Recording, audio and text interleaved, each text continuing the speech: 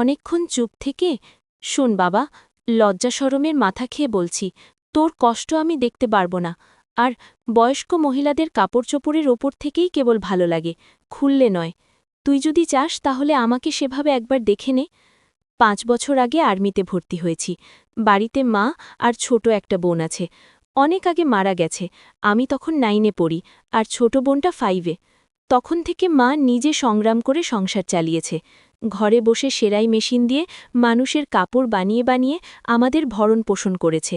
কিছু চাষের জমি ছিল তাই রক্ষে, না হলে আমার চাচা কাকারা যেমন হারামি, এক মুঠো ভাত তুলে দেওয়ার মানুষ ছিল না। নানা নানি, দাদা দাদি অনেক আগেই পটল তুলেছে। মামা মামিরা কিছুটা সহযোগিতা করেছে, তাও ন্যাকড়ার মতো করেছে, যাতে মা যা ভাগে পেত তা লিখিয়ে নিতে পারে। আমার ভোলি মা সরল মনে তা দিয়েও দিয়েছে। যা হোক, আমি কলেজে ভর্তি হয়েছি কেবলই, এমন সময় শুনলাম আর্মিতে লোক নিবে। মাকে বলে লাইনে দাঁড়িয়ে গেলাম। আমার নিজের ওপর ভরসা ছিল, কারণ আমি মোটামুটি সব দিকেই ফিট, যেমন উচ্চতা তেমন বডি। মা বলে আমি আমার নানা মামাদের মতো হয়েছি, ঠিক পালোয়ান। বাবা কাকারা তো এক একটা টিনটিনে, সব কয়টা শুধু বদের হাড্ডি। যা হোক, ভালোই ভালোই টিকে গেলাম। বাড়িতে খুশির ঢোল বেজে উঠল। সবাই বলাবলি করল, যাক, ছেলেটা কাজে লাগল। এখন যদি সোনালির কষ্ট দূর হয়। হ্যাঁ, আমি আমার মার কষ্ট দূর করার জন্য কোনো দিকে না তাকিয়ে খেলাধুলা করার বয়সে চাকরিতে চলে গেলাম। গ্রামের বাড়ি হওয়াতে ভয়ের কিছু নেই, আশেপাশে তো কাকা চাচারা আছে। আমার বোন শারমিন আক্তার, বয়স 19, ইন্টারে 2nd ইয়ারে পড়ে। বাবার মতো টিনটিনে কাঠি। আমারই এমন মেয়ে পছন্দের না। মা সোনালি বেগম, বয়স মনে হয় 42 হবে, দারুণ দেখতে, এখনও যুবতী মেয়েদের সাথে পাল্লা দিতে পারবে। ফর্সা লাল টকটকে, মার দীঘল কালো চুল, ঘন মেঘের ভেলা, এত ঘন লম্বা চুল যে তার সারা পিঠ বেয়ে কোমর ছড়িয়ে নিচে নেমে যায়। লাল টকটকে ঠোঁট আর টানা চোখ, সব মিলিয়ে আমার স্বপ্নের নারী, আমার জন্মদানকারী বিধবা মা। যা চরম পাপ, যা কখনো পাওয়ার নয়, সবই জানি, সবই বুঝি। তারপরও মনের কোঠায় যেন সোনালীকে নিয়ে স্বপ্নের নীড় রচনা করি, যেখানে মা নয়, সে আমার সোনালী, শুধু সোনালী। আমার মনের এই গোপন চাওয়ার কথা শুধু আমি জানি। আমার সরকারি বেতনে মার রূপ যেন দিনকে দিন বেড়েই চলছে। মায়ের গর্বে বুক সবসময় ফুলে থাকে।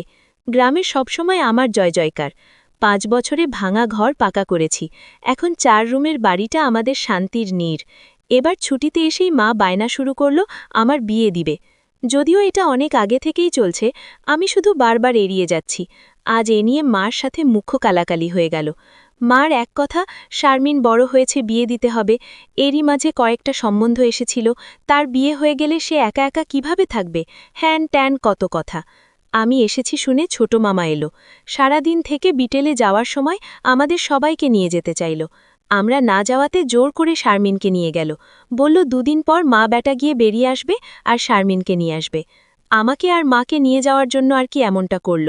সন্ধে থেকে আকাশটা মেঘলা হয়ে আছে দেখে বাইরে গেলাম না, না হলে 2 দিন থেকে এসে সন্ধ্যের পর বন্ধুদের সাথে আড্ডা মারতে বেরিয়ে পড়ি। আজ গেলাম না দেখে মাও খুব খুশি, গরম গরম পকোড়া ভেজে দিল। বিছানায় বসে মা বেটা মিলে আরাম করে খাচ্ছি। মিশু, হোঁ, কাকে পছন্দ করিস বললি না তো? শুনলে রাগ করবে মা, তাই বলা যাবে না। কেন কেন এমন কাকে তোর মনে ধরেছে যে শুনলে রাগ করব? বাদ দাও না মা, নিজেকে তোমার কাছে ছোট করতে চাই না তোমার মনে কষ্ট দিতে। তোর কথার তো আগামাথা কিছুই বুঝছি না, নাই বা বুঝো মা। তোমাকে একটু ধরি মা। হিহি করে হেসে, ভর, কি সুন্দর ঘ্রাণ গোমা তোমার। যা শয়তান। আমি মার এমন আশকারা দেওয়া কথায় সাহস পেয়ে তাকে চিৎ করে দিলাম। মন চাচ্ছে কোমড়াটা উপর তুলে দিতে। মুখটা উঁচু করে হামি দিয়ে বললাম, আমি তোমাকে খুব ভালোবাসি মা। আমার মুখটা 2 হাত দিয়ে ধরে, আমিও তোকে খুব ভালোবাসি রে সোনা। আমার ভালোবাসাটা অন্যরকম মা। কেমন রে মা? মা ছাড়া আরও অনেক কিছু। কেমন? শুনলে রাগ করবে না তো? বল না, এত পেঁচাচ্ছিস কেন? তুমি আমার ড্রিম গার্ল মা, তাই তো? কি? হ্যাঁ মা, জানি এটা শুনে আমাকে খারাপ ভাবছ, এজন্যই বলতে চাইছিলাম না। আমি তোর মা মিশু, এমনটা কিভাবে ভাবতে পারলি? জানি না মা, শুধু জানি আমি তোমাকে প্রচণ্ড ভালোবাসি, তোমাকে ছাড়া কাউকে ভাবতে পারি না। চুপ কর বেয়াদব, এমন কথা বলতে তোর মুখে বাজছে না? সরি মা। এই বলে তার ওপর থেকে উঠে খাট থেকে নেমে পানি খেলাম। মাও বিছানার ওপর উঠে বসেছে। বুঝতে পারছি সে অবাক হয়ে আমার দিকে তাকিয়ে আছে। জানালার ধারে গিয়ে দাঁড়ালাম। বৃষ্টি থেমে গেছে, তারপরও আকাশ কালো হয়ে আছে। চাঁদ তারা কোথায় যেন লুকিয়ে গেছে আজ, ঠিক আমার হৃদয়ের মতো। চারিদিকে অন্ধকার। এমন সময় কারেন্ট এলো। ঘরটা আলোকিত হয়ে গেল। আমি জানালাটা লাগিয়ে দিলাম, পর্দা ঝুলিয়ে দিয়ে ঘুরে দাঁড়ালাম। মা বিছানার ওপর হাঁটুতে মাথা দিয়ে নির্বাক বসে আছে। ফ্যানের হাওয়ায় মার রেশমি চুলগুলো দোলা দিচ্ছে। মনে হচ্ছে নববধূ বসে আছে। মা মুখ তুলে আমাকে তার দিকে এক মনে তাকিয়ে থাকতে দেখে, এখন আয়। আমি মার কাছে গেলাম। বসলাম। মা আমার পিঠে হাত বুলিয়ে দিয়ে বললে, এমনটা হয় না বাবা, আমার লক্ষ্মী সোনা ছেলে। আমি কিছু মনে করিনি। আমি জানি তোদের বয়সী ছেলেদের ফ্যান্টাসি হয়, খালা চাচিরা, তবে মাকে নিয়ে ফ্যান্টাসি রচনা করা একটু বেশি হয়ে যায়। সরি মা। আমার ভোলিভালি মা যে এতটা বোঝে, এতটা পোক্ত, আমার জানাই ছিল না। এত তো শেয়ানা।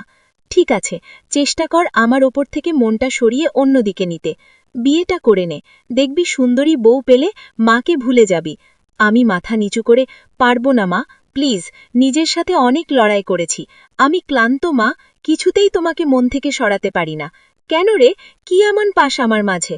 আমি মুখ তুলে মার মুখের দিকে তাকিয়ে, জানি না মা, শুধু জানি তুমি আমার সব। তোমাকে চিন্তা করলেই আমার কি তোর পাগল হয়ে যায় মা। মুচকি হেসে, ও কিছু না, নিষিদ্ধ জিনিসের প্রতি টান একটু বেশিই হয়। আমি তো বুড়ি হয়ে গেছি, তুই যেমনটা ভাবিস তেমনটা আমি আর নেই। মার এমন কথা শুনে আমি কেঁপে উঠলাম। মা কি ইশারায় আমাকে বোঝালো যে তার জিনিসপত্র আর আগের মতো নেই? দেখলে আমার পছন্দ হবে না। দেখ বাবা, এক একজনের এক একজনকে ভালো লাগে, তাই বলে কি তাকেই নিজের করে পেতে হবে এমন কেন কথা আছে? অন্য কেন মা হলে এসব কথা শোনার সাথে সাথে চিৎকার চাচামেচি করে বাড়ি মাথায় তুলত। আমি কিন্তু তা করছি না, কারণ তুই আমার একমাত্র ছেলে, নারী ছেঁড়া বাঁধন। তোকে আমি অনেক ভালোবাসি, তাই বলছি আমার ভালোবাসার মর্যাদা রাখতে বিয়ে করে নে বাবা। দেখবি ধীরে ধীরে আমার থেকে মন বউয়ের দিকে চলে গেছে। ধন্যবাদ মা, তুমি আমার কথা মন দিয়ে শুনেছ এবং যুক্তি দিয়ে ভালো মন্দের বিচার করেছ বলে। তবে লজ্জা না করে বলছি মা, এর আগেও আমি দু একটা মেয়ের সাথে মিশেছি, তারা শুধু সুখ পেয়েছে, আমার কাছে আদর ভালোবাসা একটুও পাইনি আমার কাছ থেকে। এমনকি আমার নিজেরও হয় না, যতক্ষণ চোখ বন্ধ করে তোমাকে না ভাবি। যখন সেসব মেয়েদের জায়গায় তোমাকে কল্পনা করি, তখন আমি আর নিজের মাঝে থাকি না, সুখের সাগরে ভেসে যাই। কেবলমাত্র তখনই হয় আমার। তুই তো অনেক দূর এগিয়ে গেছিস, তাহলে আমি অনেক আগে থেকেই বুঝতে পেরেছিলাম যে আর চোখে লুকিয়ে লুকিয়ে আমাকে দেখিস। ভাবতাম শয়তান ছেলেপুলে আর একটু বড় বড় হলে সমবয়সী মেয়েদের সাথে মিশলে ঠিক হয়ে যাবে, কিন্তু এখন দেখছি তা না। তোর দেখি বয়স্ক মহিলাদের ভালো লাগে। এতক্ষণ মার সাথে এত খোলামেলা কথা বলতে পেরে নিজেকে অনেক হালকা লাগছে। সাহস করে মাকে ধরে শুইয়ে দিলাম। মা চুলে হাত বুলিয়ে দিচ্ছে। তাহলে আমি কি করব মা? সেটাই তো ভাবছি। যেটাই ভাবো মা, আমার মত পরিবর্তন হবে না। মানে কি? মানেটা তুমি ভালো করেই জানো। মার কণ্ঠে এবার সত্যি সত্যি রাগের আওয়াজ পেলাম। তাই বলে সারা জীবন বিয়ে করবি না, নাকি ছেলেকে মাকে বিয়ে করতে চাস?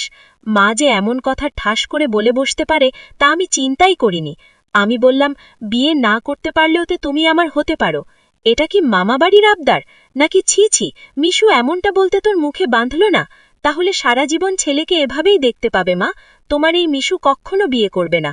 মার চোখে জল টলমল করছে। আমি হাত দিয়ে তা মুছিয়ে দিলাম। আমি তো এমন কিছু করিনি মা, তাহলে তুমি কাঁদছ কেন? আমরা দুজন জাস্ট আলাপ করছি।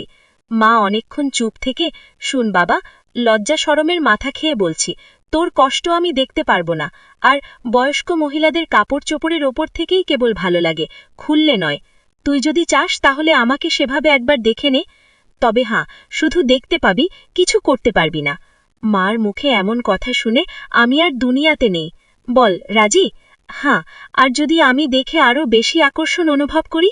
তাহলে আমি বলতে চেয়েছি যে আজ আমাকে দেখ, আর আগেও তো তুই অন্যদের দেখেছিস, তাহলেই তফাতটা বুঝতে পারবি। আমার মনে হচ্ছে মার মতো মার মনের ভিতরেও কিছু আছে, নয়তো দেখার কথা। আমি তো কিছু বলিনি মা, নিজে থেকে দেখতে দিতে চাইছে। যা রাজি, রাজি, যা, বড় লাইটটা বন্ধ করে ছোট লাইটটা জ্বালিয়ে আয়। মনে মনে ভাবলাম, কি সৌভাগ্য, আজ তো আমার পোয়া 12 লেগে গেছে। নীল বাতিটা জ্বালিয়ে খাটের পাশে দাঁড়িয়ে রইলাম। মাও উঠে দাঁড়ালো। ধন্যবাদ মা, আমার স্বপ্ন পূরণ করার জন্য। তোর জন্য আমি সব পারি রে, শুধু কথা দে, সব দেখে নিয়ে মাকে ভুলে যাবি না তো, বা ফুল বুঝবি না তো? কি বলছো মা? তুমি আমার মা, আমার স্বপ্নের রানী, আমার ফ্যান্টাসির জগৎ, সবকিছুই তুমি। তোমাকে ভুলে গেলে তো নিজেকেই ভুলে যাওয়া হয়। কথা দিলাম মা, জীবন থাকতে তোমার অবাধ্য হব না। ভুল বোঝা বা ভুলে যাওয়া তো দূরের কথা। আমি বললাম, কিছু মনে করো না মা, আমি কি ছুঁয়ে দেখতে পারবো? মা আমার চোখের দিকে তাকিয়ে, আমি তোর মা মিশু? হ্যাঁ মা, তুমি আমার মা এবং আমার স্বপ্নের রানীও। আমি পিছন দিকে গিয়ে শাড়ির আঁচলটা ফেলে দিলাম।